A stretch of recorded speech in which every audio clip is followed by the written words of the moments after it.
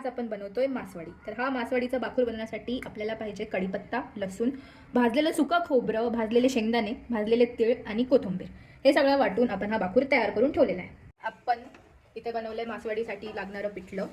हे आपण बनवलंय हिरवी मिरची आणि लसूण वाटून तेलात घातले आणि बेसन आणि पाण्याची उकळी घेतली आणि आपण ह्याच्यात टाकतोय आता गार्निशिंगसाठी कोथिंबीर। मासवडीचा सार बनवण्यासाठी आपण इथे कांदा भाजून घेत आहोत।